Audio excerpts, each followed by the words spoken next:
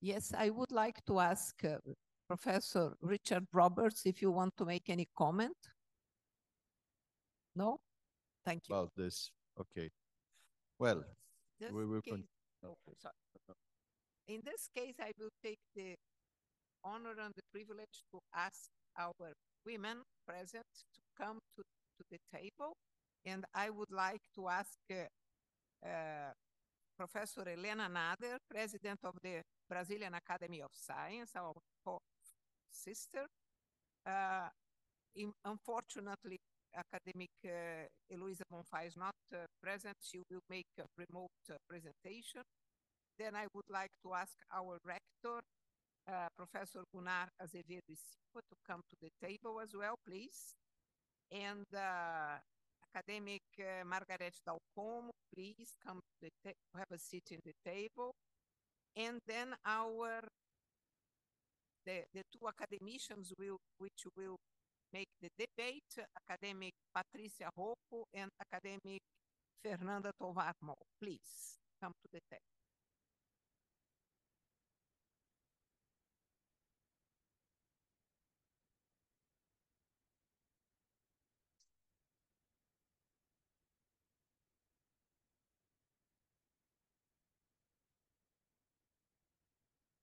No, not yet.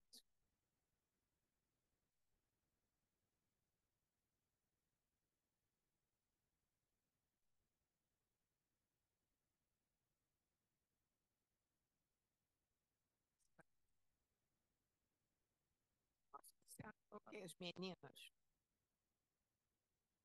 So we will start with Professor Helena Nader, President of the Brazilian Academy of Science, which will talk about the importance of the academies in the international cooperation. Please, Helena. It's up to you, entirely up to you.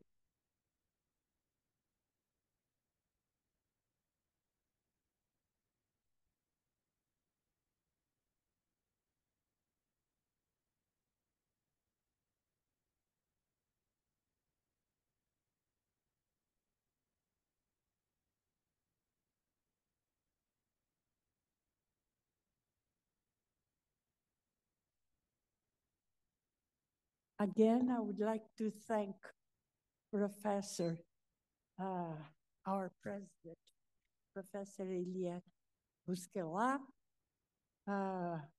Professor Mauricio, and Professor to be Gustavo. It's an honor to be here, and especially to being able to pay attention to the presentations that were that we had an hour ago. It started about an hour ago, and they were very inspiring. So I would say that the presentations should be shared with young students in our medical universities, because you brought so many different ways of science and practicing medicine. And also what was very interesting, you all end up, at least the three last ones, with citations, very profound. And that just the citation means that each one of you are fantastic. So we are in good hands, because the senior ones, we always want to have the certainty. Nobody can have a certainty, but we always hope to have that certainty that someone is going to really be the light and take the torch, and that indeed the 193 countries that in September 2015 wrote a statement saying no one should be left behind, that these representatives, governors of including our country, they really do it, or else we're going to have severe problems. It's not only because of people are not paying attention to the One Health and planetary health, but as well as, unfortunately, the dislocation of population due to wars is increasing. Sometimes the papers just pay attention to a few of these major wars or minor wars, and this brings, and we had a fantastic talk on mental health, and it's the impact of climate change in mental health, the impact of climate change and wars on especially the old like me and the young generation, and also the middle age, because people think it's easy to leave your homeland. It's not easy. I'm a second generation from parents that were the first generation, and they came from Lebanon, my father, his father, and my family, my mother's family came from Italy. So they had to leave their countries. And they found in Brazil, and that's why I always say I'm really, really a lucky person, because we embrace everybody. And we need to continue doing this.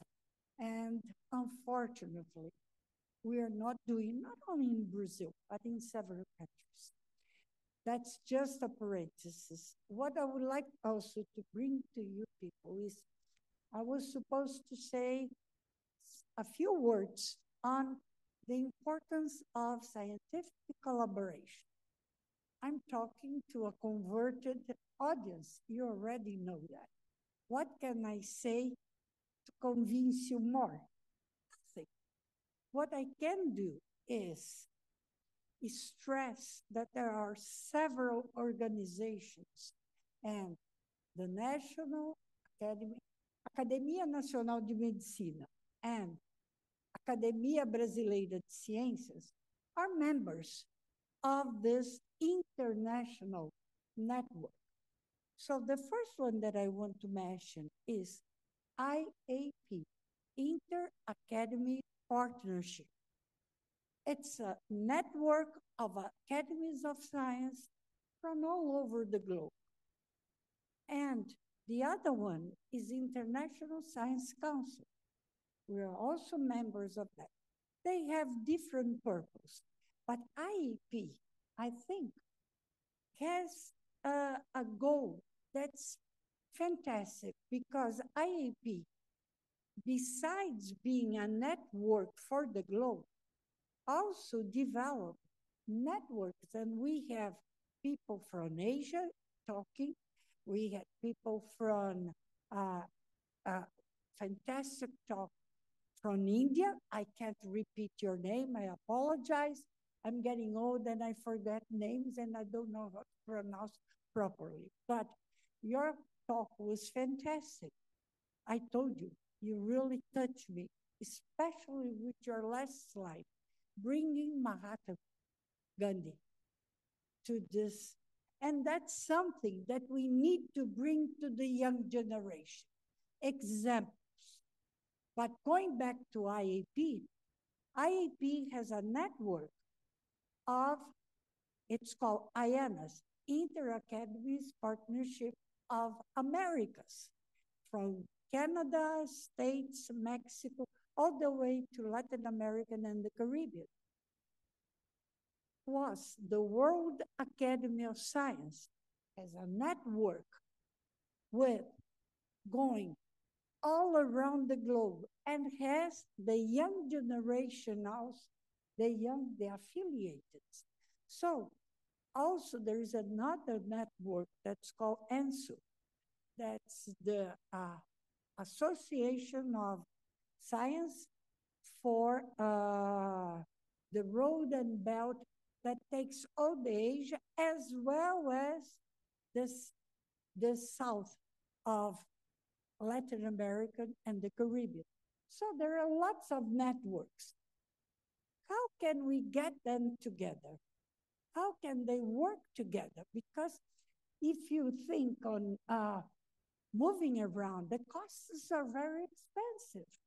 And for us in Brazil, the costs are getting, imagine, see, for us, it's bad. Imagine our colleagues in Argentina or in Nicaragua. Remember? Don't forget, Nicaragua, the president shut down the universities and also declared, I don't want any Academy of Science. And people, the scientists, were dislodged all around the world, and very good friend of us from Academia Nacional de Medicina and ABC had to move to different countries. So the young generation needs really to bear in mind, we hope we gave you some good examples, but you have an obligation now, pass the word. I know it's complicated because nowadays you have to fight a lot for fundings. Fundings are not at all present. You have to pay for publications, and the prices are outrageous. So I was thinking, the young generation plus the middle generation and the senior generation, with all these academy networks, we should try to put a position paper from the young generation. Here, a grant from CNPq is around 50,000 reais, 50,000 reais, that would be around $10,000 for 2 or 3 years, right? How can you pay a publication in Nature? It's higher than the grant, depending on the nature that you select. So that's a message that I would like to bring for the young generation everywhere. Because I'm in the board of ISC as well as IAP. And whenever I talk to them about this situation, it's hard for the North Globe to understand what is going on the South Globe. And the difference, it's not only in language, it's not on races. The difference are in the way our societies look at science everywhere. And we cannot blame the North Globe for believing in science, but we need to fight the South Globe to do exactly the same. That's one message that I would like to leave for you people. But again, we need to try to get special prices. I just had a publication, and we are still waiting for the final report on the grant that we have submitted to FAPESP, the one that's going on a huge crisis due to political reasons. And the cost was about 18,000 reais. That's outrageous. That's more than my salary. I'm, how do you call retired. So how come a publication that you did it, that you wrote, all the art is yours, the end note, you have to add that we do it ourselves, can cost more than your salary. Please join our forces, because the old generation, Papis, is trying their best. Denise is on a huge, before Denise was Mercedes Bustamante, she started the discussion, but we need to help them, saying, we are not going to accept this anymore, and give rational. And to end up with, or else I'm going to start talking too much, I want to share with you. I cannot give details, but I can give the highlights. Yesterday, and I have my great friend here from South Africa, who is going to be the Sherpa for next year, S20. South Africa is going to be the host country, and Brazil, the Science 20. We finished the meeting yesterday. We are just finishing the communique, that's the final document on the decisions. And we are really happy because we got a document that was written and discussed by 19 academies. Only Russia wasn't present. And these 19 academies wrote the 5 pages together. We go back and forth on draft. We had a total discussion, and we highlight the 23rd agenda that we need to pursue, and 5 topics. One is, because of English, artificial intelligence is the first. It's not an order of meritus, but alphabetical order. Then we had bioeconomy, energy transition process, health, and health with a look. I'm going to finish, just 2 more minutes. Health with a look not only on equity, but also, and I was really happy, this I can say, we are mentioning very specifically a recommendation on mental health, because we need globally to have a look at mental health. And finally, the last one is social justice. So I think that's my message. I believe that we'll be able to pass the torch for the young generation with a society that is not only bringing more quality of life in terms of when I was a kid, people used to live around 50, 60 years. Today, they go up to 80, 90. And that's also something that we put an importance in the beginning of our document. G20 countries, they are not exactly the same. Not only financially speaking, even though they represent, and we are having this meeting on G20, they represent around 75, 80% of the economics of the globe. We have a huge difference among the 20 countries, not only on language, but on demography. If we look at India, it's all young generation. If we look at Brazil and Latin America, we are peaking at 2050. it's 2040, I'm sorry, it's going to be a people declining on 65 and increasing 80 years of age. Japan is already there. Europe is already there.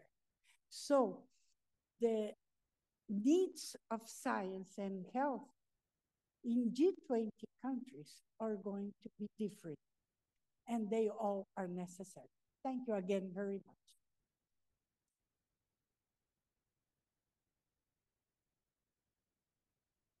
Thank you, Professor Helena Nader.